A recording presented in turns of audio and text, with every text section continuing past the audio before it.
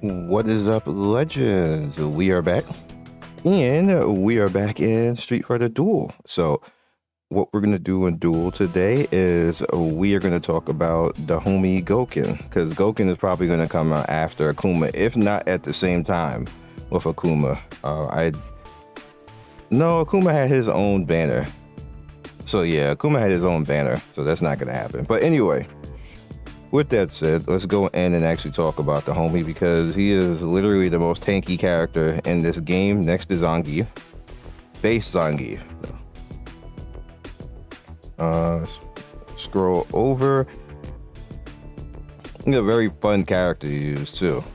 So here he is right here in the head end. He has S scaling on his life, S scaling on his defense. His strength is a D. His his speed is a B. It's bad. The strength is bad too, but he has something that actually helps out. His whole kit is synergized behind his passive. So let's get in and actually talk about that. Now his special pretty much starts off with what his passive actually does. He's gonna do a Hadouken, Shin Hadouken, as you guys can see right there. And it's a big shot, 130% on the damage it knocks back, and it does a shock. And what this shock does is a part of his kit. The shock essentially is going to put a debuff on the target, and whenever the target hits you, they get hit, and you go up in damage resistance, and actually go up in damage resistance and resistance in total, which stacks, as you guys can see right here. Stacks up to 10 times. It's actually pretty good. It's a feedback loop basically. So as long as he has that debuff out on the enemy, the shock debuff, he can actually stack that, and he does that throughout most of his kit. His next thing actually doesn't really do anything. This is just his normal hit. He gets 50 energy out of that. Nothing too serious. This is where you get interesting. This is his passive. Now what essentially happens is every time he gets hit, he has a chance to actually go up in percent. The same way Beast Zangief goes up in damage resistance and resistance, he does the same thing as well. But his passive actually works with it, and that's actually interesting overall too. So what happens when you end up getting hit with a death move, which is pretty much all this. You come back with 20% extra life. I mean, not extra, like 20% of your overall life. So obviously scaling more defense and HP is big for this character. You just put defense and HP gear on him. His strength stat is not that great, so you want to lean towards not really worrying about that. It's all about the defense because he has scaling for the defense, and it's all about the life because that actually affects how much you come back with. So just keep that in mind when he comes global. He's probably still going to have this passive, by the way. They'll probably do something to make him more arcadey because that seems like that's the theme of what they're bringing over. They just want the characters to be more arcadey and fun than what they are in Scion, which is kind of cool. Because they did with Ken. They just made him more arcadey and allowed you to have more free will with his skills than you did over here. Like, you just simply could just do his skills and it's just like whatever. Over here, it takes work. So, yeah. But he's also invincible for 2 seconds. So even when he comes back and has that 20% life, you can possibly get a combo out and get a laner that actually help heal him back up again. So you can complete the cycle over again. So the next thing up is mainly his normal Hadouken. And what that essentially does is that's going to put out more of those lightning stacks and get that lightning debuff out. So he again gets his feedback loop again, which helps his defense, damage resistance, and resistance overall just keep stacking and scaling as long as you get those combos out. If you're not using any of his combo stuff, then he's not actually doing it. Now you also build up what's called Dragon Lightning, which you cash out with the number 3. We'll talk about that in a second. Now this is the cool one, which is his Awakening, which will probably just automatically do that, where the 2 is just going to turn into this particular 2. This does like the same thing, it just hits harder and it has the extra one now. So when he fires out the fireball forward, it's going to pop you in the air, and then the second one is going to pop you up in the air. So that's pretty good, some extra CC on top of that. And then the third one is where you cash out your lightning stacks that you have built up. Remember with the passive and everything like that, when you send out the shock and everything else, this is where you cash it out. For every stack right here, where I'm actually pinging, for every stack of the lightning stack you got from your passive from when they hit you, that's extra 5% on top of the 300% for this. So 300% is not a lot. And the 5% stacks, at most I usually end up with maybe 30, 40 extra percent. Like if I get 8 stacks, it really never gets that high, to be honest with you. But it's just extra damage out there. He's not really supposed to damage. He's just supposed to be tanky as F. And the stronger you get and the more HP you get, he's another character that does really well with all of that, with the HP. Not many characters in the game, even if they're built for HP, actually do well with the HP stat, but he is definitely one of them. Him and the new Kimono Makoto do extremely well with HP, so, or life stat and global. So I'm gonna go in so I can show you. Oh, you know what? One more thing. He parries, but you can only parry if you have your fighting spirit. You can only do that if that's activated. If you don't have it, he won't do it. And you see the extra slide I just don't have open yet. I'm gonna see him parry during the fight. And we're also using the Akuma set right here, and the reason why is because you have a 40% chance, you have extra 40% resistance, and then on top of that you have a chance to get 100% resistance to your whole team. And the reason why I use this is I don't want my combos to be stopped. It's one thing if I get knocked down, but if you get stunned, that kills your combo. And in this game, on the Scion side, that really sucks. That sucks big time, because it's so important to actually get through your awakening combo path to do true damage. Like, it is ridiculously useful. So let's find, I guess, power.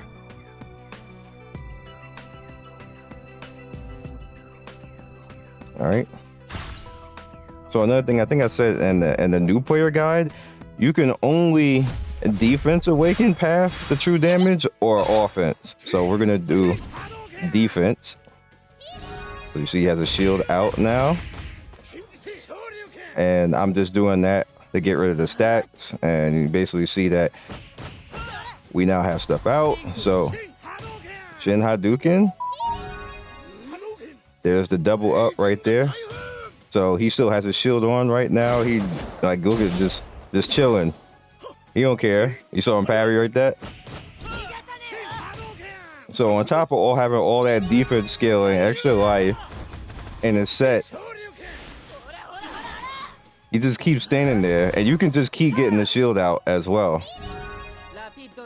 I'm gonna lose this because I'm playing around, but we're just trying to show. So I'm gonna do this, and there's the shield back. You saw him parry all the jewelry stuff. Look at him parry all that. He's so funny. He don't care. He's such a fun unit. All right, so let me do this properly now.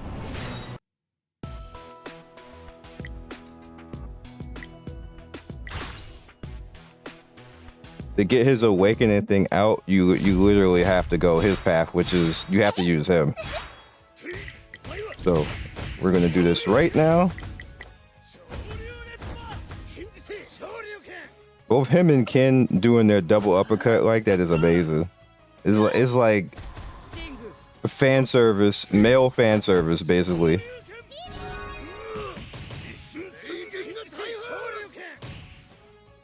Now, another interesting thing is you can't start his awakening. However, what you can do is once Akuma gets his first one out, you can actually get the awakening path. I'm going to show you. I think I could actually show you. No, the Capri just going to plain die. That's cool.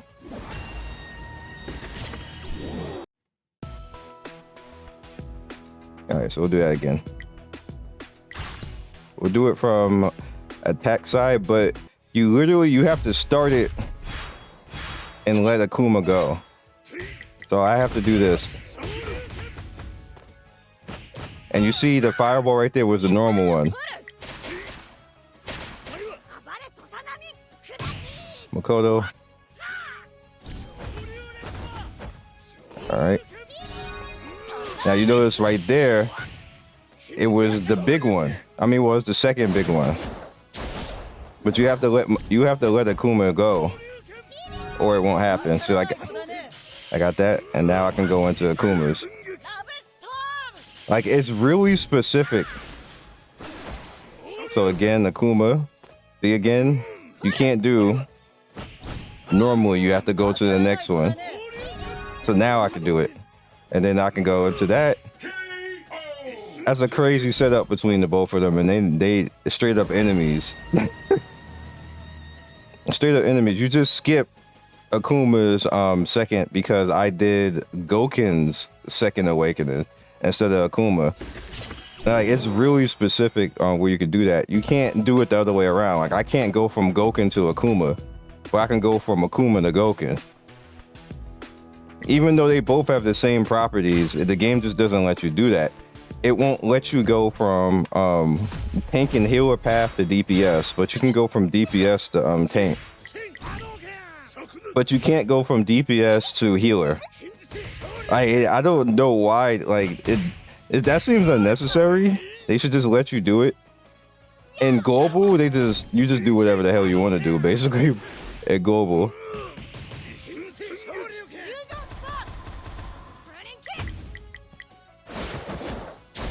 And the fact that he has a death save is like extremely crazy and good. Damn, the Capri got wrecked again. Alright. The one thing that you can do right there is, even though it's not the awakening fireball, what you can do is you can do the normal fireball and get the shield out.